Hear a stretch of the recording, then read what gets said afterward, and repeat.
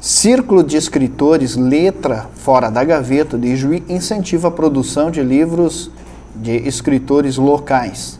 Revolução Feminista. Confira a entrevista que fala sobre a evolução do papel da mulher na sociedade. Com a formação de 2 bandas na família, de geração em geração, pai e filho cultivam a tradição do rock. Inserção do jovem no mercado de trabalho. Confira as modificações sofridas ao longo do tempo. A 6ª edição da Web TV Redação K1 está no ar.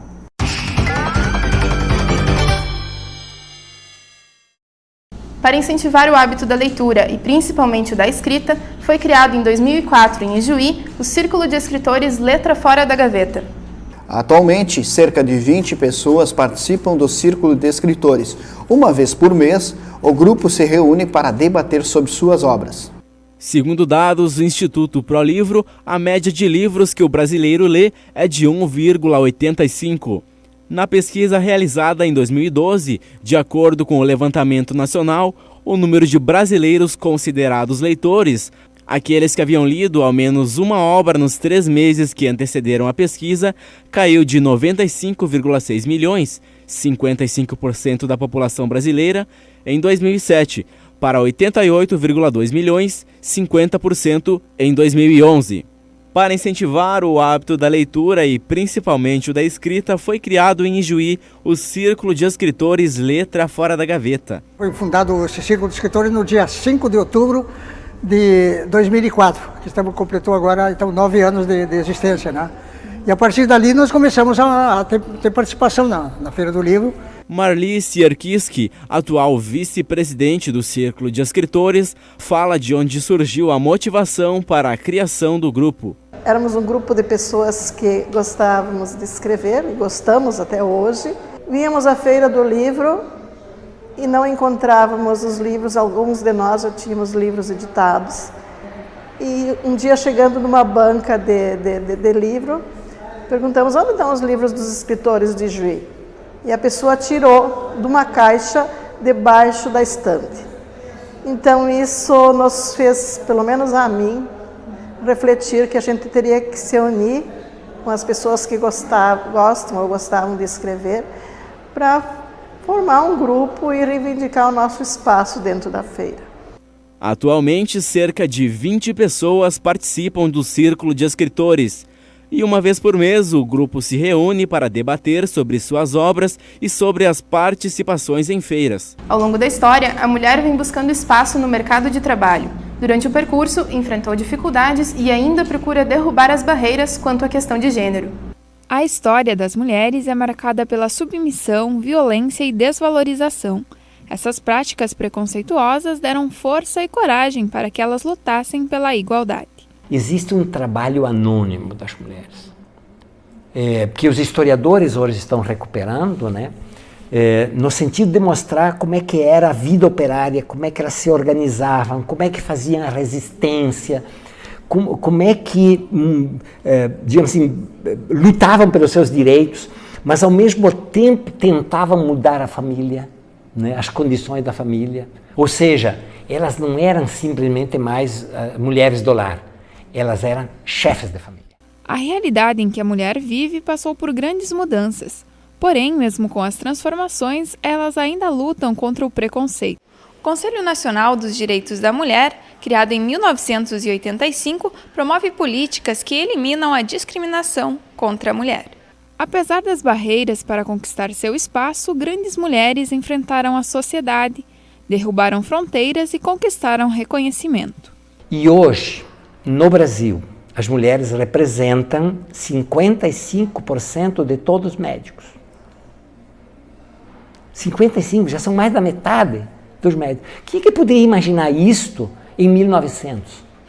Impensável, mas mostra bem o que significou, em termos de transformação, essa trajetória de um número crescente de mulheres que irrompem, eu costumo dizer irrompem, na verdade chegam abrindo porta em espaços de saberes e poderes, porque todos os saberes são poderes, né? Que eram reserva exclusiva masculina. Grandes passos foram dados para a valorização da mulher como cidadã livre e portadora de direitos. Você sabe como surgiu seu gosto pela música? Conheça a história de um pai que transmitiu para o seu filho a paixão por um estilo. Os entendidos do bom e velho rock defendem o gênero musical com unhas e dentes. Os apaixonados pela música imponente revelam que com apenas um acorde é possível levantar multidões. Estilo de vida ou gosto musical? Uns dizem que gostam de rock por ser um estilo cheio de atitudes, já outros falam que nasceram com a música no sangue. Na família do publicitário Giovanni, o rock é passado de geração em geração.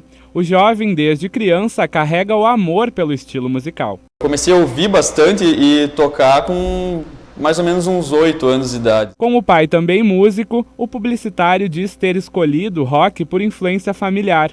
Ele afirma sentir orgulho do pai quando lhe vê tocar nos shows que realiza pela região. Ele sempre tocou desde criança, ele teve bandas com 9 anos de idade já e foi indo.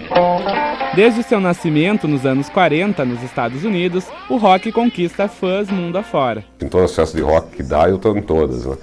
E a gente tinha caminhado 10 quilômetros para ir numa festa de rock, a gente caminhava. Assim como o Marcão, os amantes do rock percorrem quilômetros se necessário para saciar o vício musical. A experiência não é mais suficiente para se destacar no mercado de trabalho. Atualmente, cresce a procura por qualificação através de cursos técnicos e de nível superior.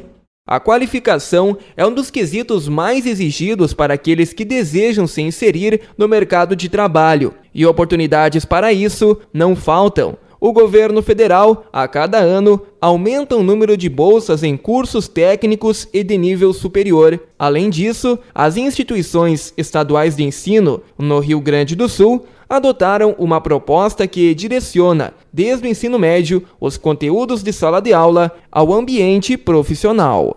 O que diferencia o Politécnico do antigo ensino médio, que agora nós temos inserido na matriz curricular a disciplina de seminários, que tem como objetivo preparar o aluno, na verdade, para a pesquisa, para buscar. Existe, né, a partir do momento que o aluno sai para a pesquisa de campo, esse contato um pouco maior entre a escola e a questão social, né? Porque se o aluno tem um determinado, por exemplo, relacionado à questão da agricultura, né, ele, na hora que ele vai desenvolver a pesquisa de campo, ele vai ter que ter uma coleta de dados, ele vai ter que ter uma análise focando o tema, focando o objetivo dele.